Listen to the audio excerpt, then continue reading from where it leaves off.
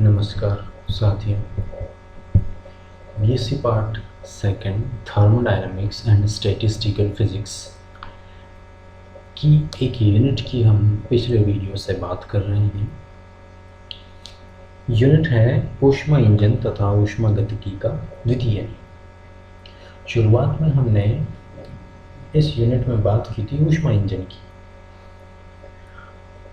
उसके बाद हमने देखा था कार्नो इंजन पार्ट 1, जिसमें हमने कार्नो इंजन के विभिन्न भागों का वर्णन विस्तार से पढ़ा था।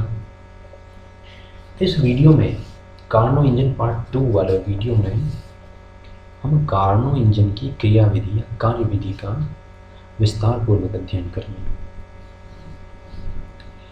तो कार्नो इंजन की कार्यविधि को समझने के लिए सबसे पहले हमें या कार्यविधि को समझने के दौरान हमें कार्नो चक्र का अध्ययन करना पड़ेगा।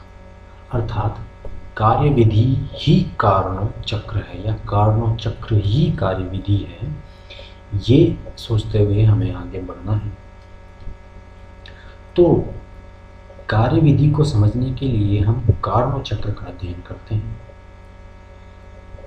कार्नो चक्र, जो कि चित्र में प्रदर्शित किया गया है, दाब तथा आयतन के मध्य बना हुआ एक बंद वक्र है। ये कार्नो चक्र कार्नो इंजन के सिलेंडर में भरे हुए कार्यकारी पदार्थ, जो कि आदर्श गैस होता है, उसके लिए बनाया गया है। ये कार्नो चक्र ए से शुरू होते हुए इस प्रकार आगे बढ़ता है और बी पर पहुंचता है। ए, जो कि इस कार्नो चक्र की प्रारंभिक अवस्था है, इस स्थिति में कार्यकारी पदार्थ, जो कि 1 ग्राम अणु T1 केल्विन ताप पर सिलेंडर में लिए गए हैं, उस आदर्श गैस की यह मतलब पहली या प्रारंभिक अवस्था है। इसमें आदर्श गैस का दाब है P1 और आयतन है V1। इस प्रारंभिक अवस्था से वो इस वक्र के सहारे बी बिंदु तक पहुंचते हैं हम। तो बी बिंदु पर पहुंचते ही कार्यकारी पदार्थ, जो कि सिलेंडर में भरा हुआ है, उसका दाब और आयतन P2 V2 हो जाता है। इस प्रकार हम बी से सी बिंदु पर पहुंचते हैं। सी पर P3 V3 हो जाता है तथा सी से डी पर पहुंचते हैं, जहां कार्यकारी पदार्थ का दाब व आयतन P4 V4 हो जाता है। तत्पश्चात हम वापस से ए बिंदु पर आकर अपनी प्रक्रिया को समाप्त करते हैं, जहां पर कार्यकारी पदार्थ का पुनः दाब व आयतन P1 V1 हो जाता है। इस प्रकार हम देखते हैं कि ए बिंदु से चलते हुए बी, सी और डी से होते हुए वापस से ए पर आ जाते हैं।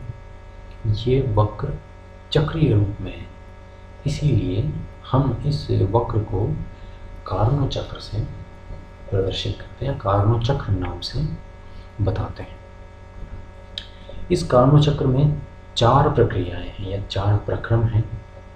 प्रथम प्रक्रम आइसोथर्मल एक्सपेंशन या समतापी प्रसार है।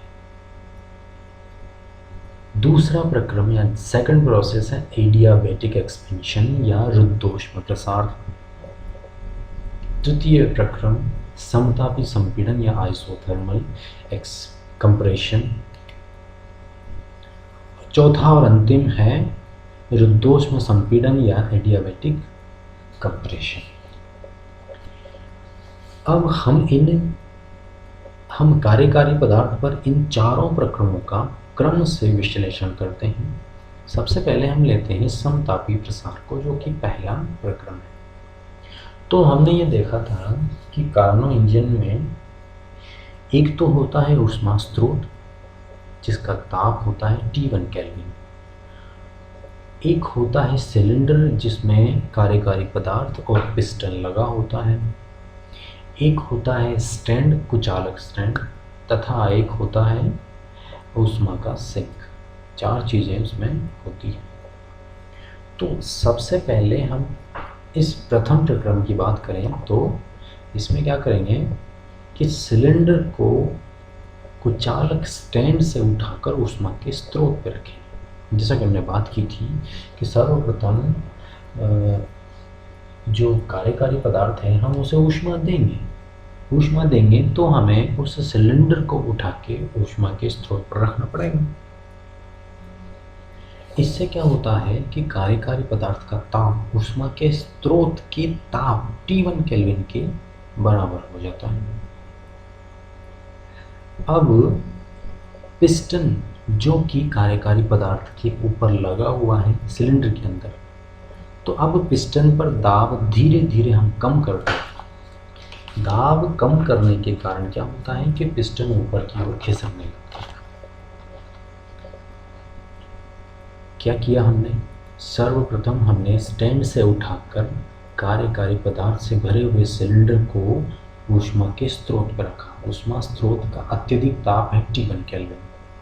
तो जैसे ही हम स्टैंड से उठाकर सिलेंडर को ऊष्मा स्रोत पर रखते हैं तो ऊष्मा स्रोत से Q1 मात्रा में ऊष्मा कार्यकारी पदार्थ को स्थानांतरित होती है।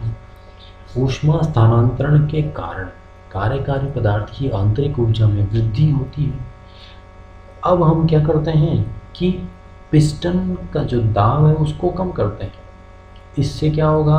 कार्यकारी पदार्थ द्वारा ग्रहण की गई ऊष्मा के कारण पिस्टन ऊपर की ओर खिसकने लगता है, अर्थात गैस का प्रसार होता है। अब चूंकि ताप में कोई परिवर्तन नहीं हो रहा, इसीलिए हम इस प्रोसेस को, इस प्रक्रिया को कहते हैं समतापी प्रसार। ताप में परिवर्तन नहीं हो रहा है। क्यों नहीं हो रहा है? क्योंकि जितनी ऊष्मा कार्यकारी पदार्थ को दी गई थी वो समस्त ऊष्मा पिस्टन को ऊपर खिसकाने में काम आ गई। यदि पिस्टन ऊपर नहीं खिसकता तो Q1 ग्रहण की गई ऊष्मा कार्यकारी पदार्थ में भर जाती और उसका ताप बढ़ा देती, परंतु ऐसा नहीं हुआ। जैसे ही Q1 ऊष्मा ग्रहण की गई तुरंत से कार्य के रूप में उसकी परिणति हो गई और Q1 ऊष्मा W1 कार्य के रूप में पिस्टन द्वारा बाहर प्राप्त हो गया। तो जितनी ऊष्मा ग्रहण की गई उतना ही कार्य हमें पिस्टन के द्वारा प्राप्त हो गया। इससे क्या हुआ कि कार्यकारी पदार्थ के ताप में कोई परिवर्तन नहीं हुआ। इसीलिए हम इस वक्र की जब बात कर रहे हैं तो यहाँ लिखा गया है समतापी प्रसार। गैस का प्रसार हुआ है लेकिन ताप का मान परिवर्तित नहीं हुआ। तो isothermal expansion of ideal gas. इस स्थिति में Q1 ऊष्मा जो कि ऊष्मा स्रोत से ग्रहण की गई थी उसका मान किए गए कार्य पिस्टन द्वारा प्राप्त कार्य के बराबर होगा। अब कार्य का मान यहाँ ज्ञात करने का सबसे आसान तरीका है कि जिस वक्र के अनुदिश हम अभी चले हैं उस वक्र के अनुदिश संपूर्ण क्षेत्रफल का मान यदि याद कर लिया जाए, ये संपूर्ण क्षेत्रफल कार्य के बराबर। तो इस कार्य की गणना हम बड़ी आसानी से कर सकते हैं कि Q1 = W1। A से B तक जितना भी एरिया कवर किया गया है जिसमें आयतन में V1 से V2 परिवर्तन हो रहा है, दाब में P1 से P2 परिवर्तन हो रहा है, लेकिन ताप में कोई परिवर्तन नहीं होगा। ताप सदैव नियत रहेगा। तो एरिया क्या हो गया? A B F H A। इस एरिया का क्षेत्रफल निकाला गया तो Q1 या W1 का मान प्राप्त हुआ RT1 ln V2/V1। और ln को जब हम स्टैंडर्ड या बेस 10 लॉग में चेंज करेंगे तो 2.303 RT1 log V2/V1 हमें वर्क डन प्राप्त हुआ। तो प्रथम प्रक्रम या समतापी प्रसार में किया गया कार्य हमें प्राप्त हुआ 2.303 RT1 log V2/V1। V2 है जहाँ द्वितीय स्थिति में गैस का आयतन और V1 है प्रथम स्थिति या प्रारंभिक स्थिति में गैस का आयतन। तो समतापी प्रसार प्रक्रम द्वारा हमें प्राप्त कार्य W1 का मान इस समीकरण द्वारा जितना प्रदर्शित किया गया है उतना प्राप्त हुआ। अब हम ए से बी पर पहुंच गए हैं। बी से हमें सी तक पहुंचने के लिए दूसरे प्रक्रम का सहारा लेना पड़ेगा। तो अब आता है द्वितीय प्रक्रम। अब सिलेंडर जो कि ऊष्मा स्रोत के ऊपर रखा हुआ था, अब उस सिलेंडर को वहां से उठाकर, ऊष्मा स्रोत से उठाकर कुचालक स्टैंड पर ले आते हैं। प्रारंभिक स्थिति में हमने क्या किया था, सिलेंडर को उठाया था कुचालक स्टैंड से और उसको ऊष्मा ग्रहण करवाने के लिए ऊष्मा स्रोत के ऊपर रख दिया। ऊष्मा स्रोत के ऊपर रखते ही वो Q1 ऊष्मा ग्रहण कर ली। Q1 ऊष्मा ग्रहण करने के बाद हमें W1 कार्य प्राप्त हो गया। अब द्वितीय प्रक्रम में हम क्या करेंगे, ऊष्मा स्रोत से उस सिलेंडर को उठाएंगे तथा कुचालक स्टैंड पर रख देंगे। कुचालक स्टैंड पर रखने में कार्यकारी पदार्थ चारों तरफ से, चूंकि कुचालक दीवारों से घिरा हुआ है, सिलेंडर कुचालक दीवारों से बना हुआ है, बाह्य परिवेश से पूर्णतया विलगित है, तो हम क्या करेंगे, इस स्थिति में इस प्रक्रम में पिस्टन पर से दाब को एक बार और धीरे धीरे कम करेंगे और इस स्थिति में गैस का फिर से प्रसार होगा। एक बार प्रसार हो चुका है, लेकिन उस स्थिति में सिलेंडर ऊष्मा के स्रोत पर रखा गया था। अब सिलेंडर रखा हुआ है कुचालक पदार्थ के ऊपर, अर्थात परिवेश से किसी भी प्रकार की ऊष्मा अब कार्यकारी पदार्थ ग्रहण नहीं कर सकता। इस स्थिति में गैस का प्रसार करवाया जाता है। अब गैस का प्रसार जैसे जैसे होगा तो बाहर से तो कोई ऊष्मा प्राप्त नहीं होगी, अर्थात प्रसार होने के लिए गैस स्वयं अपनी ऊर्जा का इस्तेमाल करेगा। पहली वाली स्थिति में प्रथम प्रक्रम में क्या हो रहा था, समतापी प्रक्रम में क्या हो रहा था, गैस का प्रसार तो हो रहा था, लेकिन जितना प्रसार हो रहा था उतनी ही ऊष्मा उसे बाहर से दी जा रही थी। लेकिन रुद्धोष्म प्रसार की स्थिति में क्या है, यहाँ पर गैस का प्रसार तो हो रहा है, लेकिन प्रसार होने के लिए जो ऊर्जा चाहिए वो उसे बाहर से नहीं दी जा रही, वो स्वयं अपनी ऊर्जा का, गैस अपनी ऊर्जा का उपयोग करके प्रसारित हो रहा है। इस स्थिति में बाहर से कोई ऊष्मा नहीं ली गई है, तो ऐसा प्रक्रम जिसमें बाहर से कोई ऊष्मा न ली जाए तथा प्रक्रम में कार्य किया जाए या स्वयं उस पदार्थ द्वारा कार्य किया जाए, तो वो प्रक्रम कहलाता है रुद्धोष्म या एडियाबेटिक। यहाँ एडियाबेटिक एक्सपेंशन हो रहा है, प्रसार किया जा रहा है, बाहर से कोई ऊष्मा नहीं ली जा रही। इसका अर्थ है कि जो कार्यकारी पदार्थ है उसके ताप में कमी हो जाए, क्योंकि क्या हुआ, उसका तापमान गिर जाएगा, क्योंकि प्रसार जैसे ही उसका होगा तो उसकी आंतरिक ऊर्जा ही काम आएगी।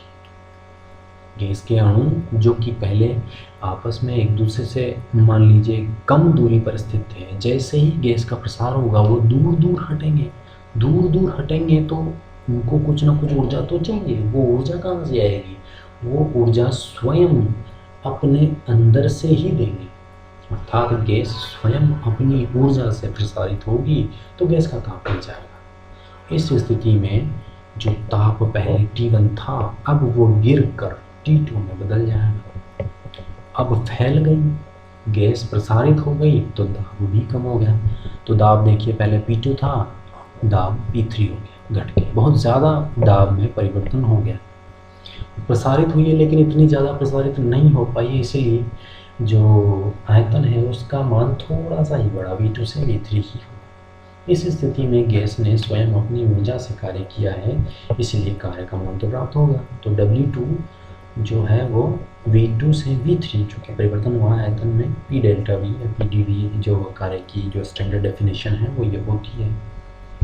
यहाँ पर इस वक्र के अंतर्गत जो क्षेत्रफल आ रहा है उस क्षेत्रफल का मान निकाला जाए तो इस प्रक्रम में प्राप्त होने वाले कार्य हमें प्राप्त हो सकता है। तो W2 बराबर area of BCEFB, B C E F, इस वक्र के अंतर्गत जो क्षेत्रफल आ रहा है उसका यदि मान ज्ञात कर लिया जाए तो ये हमें कार्य प्राप्त हो जाएगा। तो W2 का मान हो जाएगा R/1 minus gamma T2 minus T1, जहाँ R पारदर्शी नियतांक है, गामा विशिष्ट ऊष्माओं का अनुपात है, Cp है स्थिर दाब पर विशिष्ट ऊष्मा, Cv है स्थिर आयतन पर विशिष्ट ऊष्मा। इन दोनों का अनुपात जो है वो होता है गामा। तो W2 का मान होगा R/1 minus gamma T2 minus T1। यह है द्वितीय प्रक्रम में प्रदर्शित किए गए कार्य का मान। इस प्रकार समतापी प्रसार तथा रुद्धोष्म प्रसार में प्राप्त कार्यों की गणना हम इस कार्नोट चक्र के प्रथम 2 प्रक्रमों में कार्य की गणना कर सकते हैं तथा समझ सकते हैं कि प्रथम 2 प्रक्रमों में कार्नोट चक्र या कार्नो इंजन किस प्रकार काम करता है। तो हमने सर्वप्रथम क्या किया, सिलेंडर को उठाया, ऊष्मा स्रोत पर रखा, प्रसार कराया, ताप स्थिर रहा, इसीलिए हमने उसे कहा समतापी प्रक्रम। दूसरे प्रक्रम में हमने क्या किया, सिलेंडर्स को ऊष्मा स्रोत से उठाया, कुछ अलग स्टैंड पर रखा, फिर से प्रसार किया। इस स्थिति में प्रसार हुआ, आंतरिक ऊर्जा में कमी आई। दोनों ही स्थितियों में कार्य W1 हमें प्राप्त हुआ है समतापी प्रसार में और W2 हमें प्राप्त हुआ है रुद्धोष्म प्रसार में। अन्य 2 प्रक्रमों में कार्य की गणना करेंगे और इस प्रकार हमें कुल कार्य प्राप्त होगा। उसके लिए हम अगले वीडियो का इंतज़ार करते हैं।